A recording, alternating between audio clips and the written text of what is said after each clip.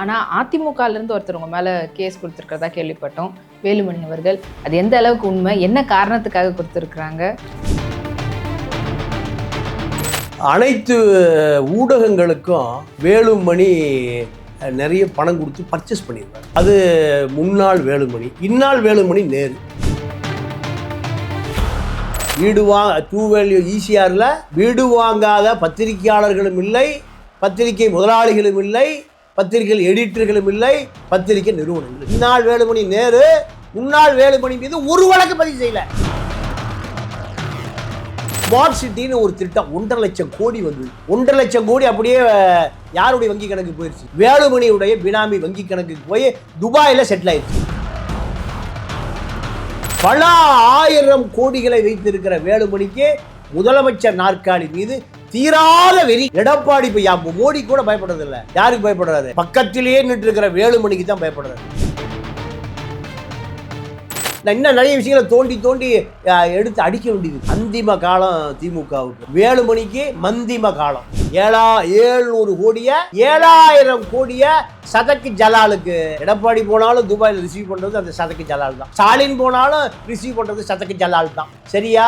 சபரிச அவர் போனாலும் சதக்கு ஜலால் தான். பல வீரணம்பேட்டை, சாரணம்பேட்டை, சூரணம்பேட்டை குவாரி இருக்கு. எத்தனை குவாரி இருக்குன்னு திமுக ஆட்சியாளர்களுக்கு தெரியாதா? அமைதியா இருக்கிறாங்க. கட்டிங் காசு, பணம், மணி, துட்டு. உங்க மேல ஏன் கேஸ் போட்டுருக்காரு? ஆமா, இதெல்லாம் பேசக்கூடாது. நான் கட்டிங் வாங்குறதுல காசு, பணம், துட்டு, மணி எல்லா பேரும் வாங்கிக்கிறான். நடிகர் எப்படியா பேசலாம்? நயன்தாரா எப்படியா பேசலாம்? திரிஷாவை எப்படியா பேசலாம்? அதுக்கு ஒரு வழக்கு. மிச்சர் பார்ட்டி விக்னேஷ் சிவன் சொன்னதுக்கு ஒரு வழக்கு. ஏடா, நீ மிச்சர் தானே சாப்பிட்டுட்டு இருக்கிற? அவங்களுடைய தனிப்பட்ட வாழ்க்கையில் தனிப்பட்ட வாழ்க்கைனா வீட்டுக்குள்ளேயே வச்சுக்கணும். நீங்கள் மவுண்ட் ரோட்டில் கட் அவுட் இருக்கு, குட்டை பாவாடையில் கீழே இருந்து பார்க்குறான். ஸ்டாலினுடைய மக அமெரிக்க கலாச்சார பரிவர்த்தனைன்னு தங்களுடைய கலாச்சாரங்களை கொண்டு அமெரிக்காவில் சொல்லி கொடுத்துட்டுவான்னு போயிட்டு விமான நிலையத்துக்கு வர்றாங்க. பார்க்குறாரு, தொடை தெரிய கட்டு போட்டு வருது. தன்னுடைய பெத்த மக. நீங்கள் சினிமா ப்ரொமோஷனுக்கு போனால் பின்னாடி ஒரு ஜாக்கெட் ஜன்னல் தெரியுது, முன்னாடி ஒரு ஜன்னல் தெரியுது, இந்த பக்கம் நிலவு தெரியுது, இந்த பக்கம் பார்த்தா கதவு தெரியுது. என்னடா அது துணி? ஆடை சுதந்திரம். ஆடை சுதந்திரம் என்ன? துடைக்கு பார்த்து பேண்டை கிழிச்சு விட்றதா? பேக்கெட் துணியில் ஜாக்கெட், பேக்கெட் தாண்டா தைக்க முடியும். இல்லை, நீ ஜாக்கெட்டை தையி.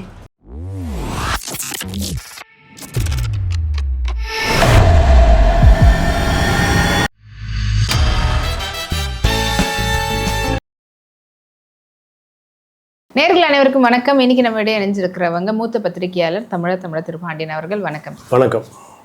உங்களுக்கு அதிகப்படியான ஒரு குடைச்சல் நிறைய பேர் கொடுத்துட்டு இருக்கிறாங்க. முக்கியமாக திமுக அரசு உங்கள் மேலே அடுத்தடுத்த கேஸ் போடுற மாதிரிலாம் பண்ணிட்டு இருக்காங்க. ஆனால் அதிமுகலேருந்து ஒருத்தர் உங்கள் மேலே கேஸ் கொடுத்துருக்கிறதா கேள்விப்பட்டோம்.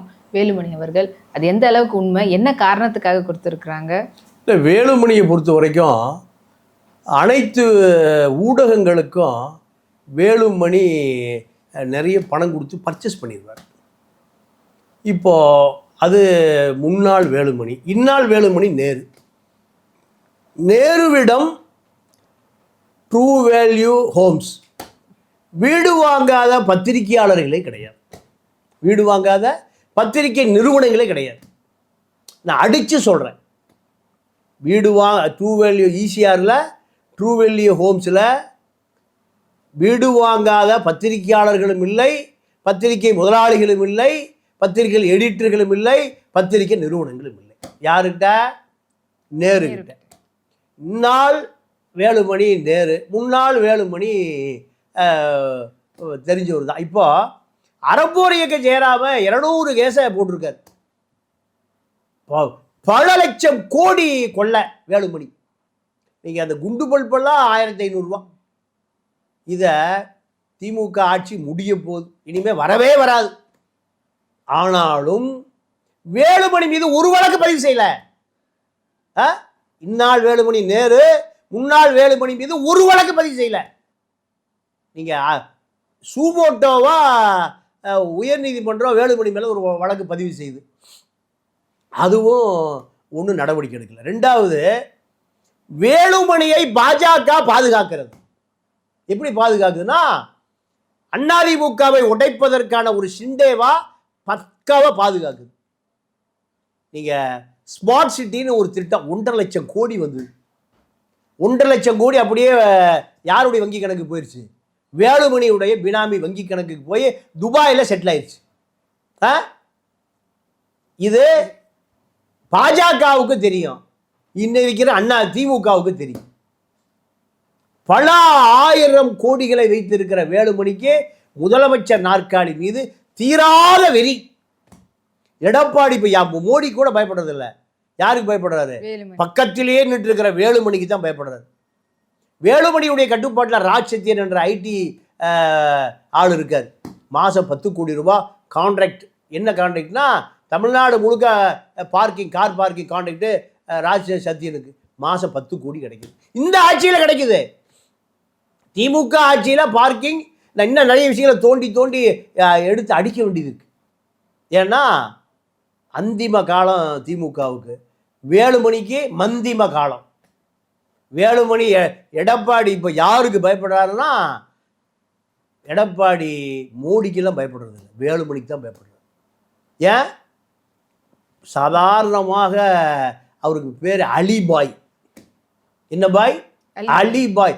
ஆட்டக்கார அலிபாய் அவர் பேர். இது அவர் பட்ட பேர். இன்னைக்கு அந்த ஆட்டக்கார அலிபாய்ட்டு 5 லட்சம் கோடி எப்படியா சேர்ந்தது? 5 லட்சம் கோடி இருக்கு. துபாயில் சதக் ஜலால் 700 கோடி ரூபாய்க்கு குப்பை அள்ளிட்டு இருந்தார். இவர் உள்ளாட்சித்துறை மந்திரியாக இருக்கும்போது 700 கோடியை 7000 கோடி ஆக்கி கொடுத்தார். இதெல்லாம் ரெக்கார்டுமா? நான் ஏதோ தெருவில் கத்திட்டு போகிற இரவு பாடகன் அல்ல. 700 கோடியை 7000 கோடியை சதக்கு ஜலாலுக்கு. எடப்பாடி போனாலும் துபாயில் ரிசீவ் பண்ணுறது அந்த சதக்கு ஜலால் தான். ஸ்டாலின் போனாலும் ரிசீவ் பண்ணுறது சதக்கு ஜலால் தான். சரியா? சபரிச அவர் போனாலும் சதக்கு ஜலால் தான். துர்காமா அவர் போனாலும் சதக்கு ஜலால் தான். என்னையாவது நாடு? இங்கே எவ்வளோக்கையாவது உப்பு உரப்பு இருக்கா? எவ்வளோக்காவது 7000 கோடி. இப்போ அவர்கிட்ட 1.5 லட்சம் கோடி இருக்கு இந்த சதக்கு ஜலால்கிட்ட. செந்தில்னு ஒரு தம்பி வேலுமணிக்கு யாருக்குமே தெரியாது. அன்பரசன் எல்லாத்துக்கும் தெரியும், அவர் பையனை தெரியும். ஆனால் கடைசி தம்பி செந்தில தெரியாது. செந்தில் எங்கே இருக்கிறாரு? அரபு சேக்கு போல அரபு ட்ரெஸ் அனுப்பி எங்க பல லட்சம் கோடிகளை பாதுகாக்கிற அரபு சேக்கா மாறி எங்கே இருக்காரு? துபாயில் இருக்கார் செந்தில். இதை அமலாக்கத்துறைக்கு தெரியுமா தெரியாதா? அன்னை செலாவணி மோசடித்துறைக்கு தெரியுமா தெரியாதா? இல்லை வருமான வரித்துறைக்கு தெரியுமா தெரியாதா? சிபிஐக்கு தெரியுமா? ஐபிக்கு தெரியுமா? எல்லா பிபிக்கும் தெரியும். ஆனால் சைலண்டா இருக்கிறாங்க. ஏன்? கட்டிங்க அதிமுகவை உடைத்து இதை காவிக்குடி பறக்க விட்டே தீர்வது கோட்டையில். இதுக்கு யார் உடந்தை? வேலுமணி வந்தா இன்றைய வேலுமணி நேரு பாதுகாக்கப்படுவார். வேலுமணியை நேரு பாதுகாப்பார், நேருவை வேலுமணி பாதுகாப்பார். இதற்காக வேலுமணி அத்தனை மீடியாக்களும் விலைக்கு வாங்கிட்டார். ட்ரூ வேல்யூ ஹோம்ஸ் அத்தனை மீடியாக்களும் விலைக்கு வாங்கப்பட்டது. ஆனால் அவர் வேற கட்சி, அது முக்கியமாக அதிமுகனாலே எதிர்கட்சி தான் திமுகவுக்கு. அதில் இருக்கக்கூடிய ஒரு மினிஸ்டராக இருந்தவர் இப்போ அவருக்கு போய் இவ்வளோ சப்போர்ட், அவர் சொன்னதுக்காக இந்த கேஸ் உங்க மேலே போடுவாங்களா? ஆமாம், கட்சி தான் 2 கட்சி, திமுக அதிமுக. நீங்கள் ஆவை எடுத்துட்டுங்க. என்ன அது? திமுக. சரி, நான் கேட்குற ஒரே கேள்வி தான், பொதுமக்களை நோக்கி வைக்கிறேன். திமுக ஆட்சியில் வேலுமணி மீது என்னையா நடவடிக்கை எடுத்தீங்க? நான் தான் அறப்போர் இயக்க ஜெயராமன் தலையால் தண்ணி குடித்து இத்தனை வழக்கை போட்டு திருநெல்வேலியில் போய் என்ன அந்த கனிம வளமெல்லாம் திருடுறீங்களடா, காப்பாற்றுங்கடா, அங்கே ஒரு கூட்டத்தை போட்டு மக்கள் குறை கேட்குறாரு. ஆளுங்கட்சி ஆள் அனுப்பி அச்சேருக்கெல்லாம் உடச்சி அடித்து ஓட விடுறானுங்க. அப்போ போலீஸ் என்ன பண்ணுது? போலீஸு அடித்து ஓட விடுக்கிறாந்தால. இதுதான் இந்த நாட்டில் சட்டம், ஜனநாயகம், கருத்துரிமை, சுதந்திரம் எல்லாமே. அப்போ வேலுமணியை இந்த ஆட்சி நீங்கள் வேலுமணிக்கு காரணம்பேட்டையில் ஒரு குவாரி இருக்குது, கோயம்புத்தூரில் ஒரு குவாரி இருக்குது, இது போல் அவருக்கு ஒரு 7-8 குவாரி இருக்குது. இந்த மலையை ஒட்டி இருக்கு. சீனா மிஷின் தான் எல்லாம். என்ன மிஷினு? சீனா. மலையோரத்தில் நிறுத்தினா, அந்த மிஷினை நிறுத்தினீங்கன்னா மழை ஊற 1/4 இன்ச்சு ஜல்லி, 1/2 இன்ச்சு ஜல்லி, 3/4 இன்ச்சு ஜல்லி, சிப்ஸு, எம்சாண்டு, யூசாண்டா மாறிடுது. நான் சொல்லுவது பொய்யா இருந்தா கேமராவோட வாங்க, காரணப்பேட்டைக்கு போவோம். காரணப்பேட்டைக்கு போவோம். ஒரு லாரி 5 நிமிஷம் தான் உள்ளே போயிட்டு வெளியே வர்றது, லோடு ஃபுல் பண்ணுறது. பணத்தை நீங்கள் இப்போ ஜிபே, ஜிஎஸ்டி, பிஎஸ்டி ஒன்று கார்ட் கேஷ் பணத்தை கட்டணும். பணத்தை கட்டிட்டு ரசீது வாங்கிட்டு லாரியில் உட்காந்துட்டிங்கன்னா லாரி அப்படி போயிட்டு 5 நிமிஷத்துக்கு வெளியில் வர்றதுக்குள்ள லோடு நம்பிடும். லோடு இன்னைக்கு ஓடிட்டு இருக்குது. இப்போ நான் பேசுகிற நிமிடம் ஓடிட்டு இருக்கு. நேருவுக்கு தெரியாதா? ஸ்டாலினுக்கு தெரியாதா? எல்லாருக்கும் தெரியும். அதிமுக வளர்றதுக்கு இல்ல, வேலுமணி வளர்ந்து பாஜக ஆட்சியை கொண்டு வருவதற்கு திமுக கவர்மெண்ட்ல கொள்ளை கொள்ளை. காரணம்பேட்டை குவாரியை போல பல வீரணம்பேட்டை, சாரணம்பேட்டை, சூரணம்பேட்டை குவாரி இருக்கு. எத்தனை குவாரி இருக்குன்னு திமுக ஆட்சியாளர்களுக்கு தெரியாதா? ஏன் அமைதியா இருக்கிறாங்க? கட்டிங் கட்டிங் கட்டிங், காசு, பணம், மணி, துட்டு. இப்போ இந்த உங்க மேல ஏன் கேஸ் போட்டிருக்காரு? ஆமா, இதெல்லாம் பேசக்கூடாது. நான் கட்டிங்கு வாங்குறதில்ல. காசு, பணம், துட்டு, மணி மணி எல்லா பேரும் வாங்கிக்கிறான். நம்ம சாதி பையன் பூரா வாங்கிக்கிறான். பத்திரிக்கை சாதி பூரா கட்டிங்க வாங்கிக்கிறான். நான் ஒருத்த மட்டும் வாங்குறதில்ல. நம்ம ரோட்டுக்கடை இட்லி சாப்பிட்டுட்டு நம்ம அண்ணன் விஜயகுமார் கொடுக்குற சாப்பாடு சாப்பிட்டு வாழ்ந்துட்டு இருக்கிறோம். அதனால இந்த காசு, பாவக்காசு வேண்டாம்டா. பாவக்காசு ட்ரூ வேல்யூ பில்டர்ஸ் ஈஸியாக பங்களாவே வேண்டாம்டா, போதும். அப்போ இதை சொல்லுவதற்கு ஆள் இல்லை. நான் பெரியாரை படித்தேன், அதனால் கோவை ராமகிருஷ்ணனை பார்த்தேன், தலைவர் பிரபாகரனை பார்த்தேன். அதனால ஏதோ மக்களுக்கு உண்மையை சொல்லிட்டு போகலாம். 50,000 இளைஞர் செத்து போயிருக்கான் ஈழ போராட்டத்தில். எவ்வளவு? 50,000 விலை மதிப்பற்ற இளைஞர்கள் செத்து போயிருக்கான். அந்த தேசிய தலைவன் குடும்பத்தோடு செத்து போயிட்டான். இதெல்லாம் பார்த்து இந்த மக்கள் பாவமாக சாவுறான், அப்பாவியே சாவுறான், கடன் தொழிலில் சாவுறான், பொண்டாட்டி பிள்ளை கூட ரயிலில் விட்டுட்டு சாவுறான், கிணத்துல குழந்தை ஊட்டி போட்டு சாவுறான். அப்போ இவ்வளவு பாவம் நடக்குது. கடன் தொழிலில் சாவுறான். ஒரு பக்கம் 1000 கோடிங்கிறான், 500 கோடிங்கிறான், 2000 கோடிங்கிறான். ஒரே ஊழலில் நேரு ஒரு 1000 கோடி அடிச்சிருக்காருங்கிறான். அப்போ தலையெல்லாம் சுத்துது. மாப்பிள்ளையுடைய ஜி ஸ்கொயரு கடலை தவிர எல்லாத்தையும் மடக்கிட்டான். கடலை தவிர எல்லாத்தையும் வீடு கட்டி விட்டானுவோம். அப்போது இதையெல்லாம் மக்களிடம் கொண்டு போய் சேர்க்கக்கூடிய ஒரு பணியை நம்ம செய்கிறோம், அவ்வளோதான். இப்போ அது செய்யறதுனால தான் உங்கள் மேலே கேஸ். அதான் வழக்கு. நீங்கள் திமுக ஆட்சியில் அதிமுக வேலை பண்ணி எப்படியானு பேசலாம். இதுக்கு நமக்கு ஆவடி சைபர் கிரைமில் இப்போ ஆஜராக சொல்லி சம்மன் வந்திருக்கு. நடிகர் எப்படியா பேசலாம்? நயன்தாரா எப்படியா பேசலாம்? திரிஷாவை எப்படியா பேசலாம்? அதுக்கு ஒரு வழக்கு. மிச்சர் பார்ட்டி விக்னேஷ் சிவன் சொன்னதுக்கு ஒரு வழக்கு. ஏடா நீ மிச்சர் தானே சாப்பிட்டுட்டு இருக்கிற, உண்மை தானே சொன்னோம். இருந்தாலும் அது அவங்களுடைய தனிப்பட்ட வாழ்க்கையில், நம்ம தனிப்பட்ட வாழ்க்கைனா வீட்டுக்குள்ளேயே வச்சுக்கணும். நீங்கள் மவுண்ட் ரோட்டில் கட் அவுட் இருக்குது, குட்டை பாவாடையில் கீழேருந்து பார்க்குறான். மவுண்ட் ரோட்டில் கட் அவுட்டை வச்சு கிடைத்தாலும் நம்ம பார்க்குறோம். மவுண்ட் ரோட்டில் குட்டை பாவாடையில் கட் அவுட்டை வச்ச கீழே ரசிகம் பார்க்கத்தானே செய்வோம். வீட்டுக்குள்ளே இருந்தால் யார் பார்க்க போகிறா? புதுவெளிக்கு வந்துடுறீங்க. பெரியாரிஸ்ட்ன்றீங்க, ஆனால் ரொம்ப குறுகிய மனப்பான்மையோடு பேசுகிற மாதிரி இருக்குது. இல்லைம்மா, இது சகோதரிகளை பாதுகாப்பதுக்காக பேசுகிறேன். குட்டை பாவாடை போடாதீங்கய்யா. பாதுகாக்கவே தேவையில்லை, அவங்களே பார்த்துப்பாங்க. பெரியார் இல்ல அப்படி இல்ல. பெண் ஏன் அடிமையானால்? பெரியார் ஆராய்ச்சி இப்படி இருக்காரு.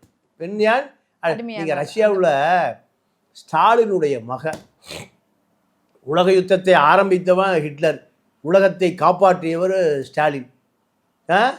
இந்தியாவுக்கு விடுதலை அடைவதற்கு காரணமே ஸ்டாலின் தான். ஆங்கிலேயன் பிடித்து வைத்த அத்தனை நாடுகளையும் விடுதலை அடைஞ்சதே ஸ்டாலின் தான். கம்யூனிஸ்ட் கட்சிக்காரனே சொல்ல மாட்டான். அவன் ஒரு அறிவாளத்தில் படுத்துக்கிறாங்க துண்டு விரிச்சு. 2ஆம் உலக யுத்தத்தில் ஹிட்லரை காலி பண்ணுறான்னு அமெரிக்காவும் பிரிட்டனும் போய் காலடியில் கிடக்கிறான். யார் காலடியில்? ஸ்டாலினுடைய காலடியில். செம்படை தான் போராட முடியும். அப்போ நீ பிடிச்சி வச்சிருக்கிய நாடுகள் 2ஆம் உலக யுத்த உலக நாடுகள், அதை பூரா விடுதலை பண்ண கையெழுத்து போட்டு நான் போய் ஹிட்லர் நான் பார்த்துக்கிறேன். அப்போ தான் இந்தியா, இலங்கை போன்ற பல நாடுகள் விடுதலை அடைஞ்சது. அதற்கு காரணம் ஸ்டாலினுடைய மக அமெரிக்க கலாச்சார பரிவர்த்தனைன்னு தங்களுடைய கலாச்சாரங்களை கொண்டு அமெரிக்காவில் சொல்லி கொடுத்துட்டுவான்னு போயிட்டு விமான நிலையத்துக்கு வர்றாங்க. பார்க்குறாரு, தொடை தெரிய ஸ்கட்டு போட்டு வருது.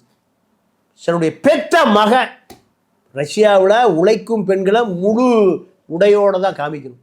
ஸ்கட்டு எங்கே முட்டிகாலுக்கு மேலே இருக்குது பார்த்து சொல்கிறாரு, இந்த கலாச்சாரத்தை அமெரிக்காவோட விட்டுட்டு வந்துரு. இங்கே உழைக்கும் பெண்கள்னால் உழைக்கிறவர்களைத்தான் காமிக்கணும். முழு உடை, முழு உடலை பாதுகாக்கணும். உன்னை பார்க்கும்போது எனக்கு அருவருப்பாக இருக்குன்னு ஒரு கெட்ட வார்த்தையை சொல்கிறார். அந்த பொண்ணு அமெரிக்காவை திரும்பி போயிடுச்சு. இப்படி உலக மக்களுக்காக சிந்தித்த தலைவர்கள் தான் ஸ்டாலினும். நான் சொல்கிறது நம்ம கோட்டை ஸ்டாலின் இல்லை, நான் சொல்லுறது ரஷ்ய ஸ்டாலின். அதை பார்த்தா அவங்க அப்பா காப்பி அடித்தார். பெரியாரும் அதான் சொல்கிறார். பெரியார் பெண்களை கண்களாக பார்த்தார். ஆனால் இப்போ குட்டை பாவாடைகள் தான் அரசியலை தீர்மானிக்குது. இதுதான் நம்ம தடுக்கிறோம். நீங்கள் சினிமா ப்ரொமோஷனுக்கு போனால் பின்னாடி ஒரு ஜன்னல் தெரியுது, முன்னாடி ஒரு ஜன்னல் தெரியுது, இந்த பக்கம் நிலவு தெரியுது, இந்த பக்கம் பார்த்தா கதவு தெரியுது. என்னடா அது துணி, இதைத்தாம்மா நம்ம வேண்டாங்கிறோம். என் முழு உடையோடு பார்த்தா சகோதரியை பார்க்க மாட்டாங்களா?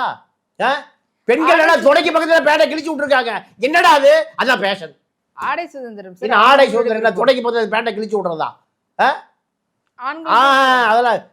அதெல்லாம் கலாச்சாரம்னு ஒன்று இருக்குது. பெண்களுக்கு நம்ம முன்னோர்கள் எத்தனை கஜம் சேலையை கட்டுனா தெரியுமா?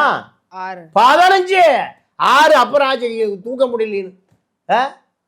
15 கஜம் சேலையை சுற்றி சுற்றி சுற்றி உருவி உலகத்திலே தமிழன் தான் கட்டினான். பெண்கள் அப்போ எப்படி பாதுகாத்துருக்கான். இப்போ என்னன்னா பேக்கெட் துணியில் ஜாக்கெட்டு, பேக்கெட்டு தாண்டா தைக்க முடியும், இல்லை நீ ஜாக்கெட்டை தையி. இதைத்தான் நம்ம அந்த சினிமா கலிசடைகளை பேசுகிறோம். அவன் நமக்கு நோட்டீஸை விட்டு, வக்கீலை போட்டு, கேஸை போட்டு, கண்டிஷன் மேலே கையெழுத்தை போட்டு ஒரு மாதமாக போட்டுட்ருக்குறேன். இப்போ வரைக்கும் போட்டுட்ருக்கேன். காலையில் போய் போட்டு வர்றேன். அங்கே போய் பார்த்தா வரதராஜன் நின்றுட்டு இருக்கிறாரு. ஐயா நானும் கையெழுத்து போட்டேன். 22 நாள் நான் ஜெயிலில் இருந்தேன். நான் என்னையா பாவம் பண்ணேன்? இல்லை பேச்சு சுதந்திரம், கருத்து சுதந்திரம் இல்லையா? நாங்கள் என்ன தீவிரவாதிகளா, பயங்கரவாதிகளா? அவர் ஒரு போலீஸ் அதிகாரி. அவரை கொண்டு ஜெயிலில் 23 நாள் 24 போட்டு நீ பேசக்கூடாது. அப்போது இந்த வேலுமணிகளும் நேருகளும் இருக்கிற வரைக்கும் அடிக்கிற கொள்ளைகளை யாரும் பேசக்கூடாது. எங்கிட்ட கமிஷன் கட்டிங் வாங்கிட்டு போயிட்டாரு.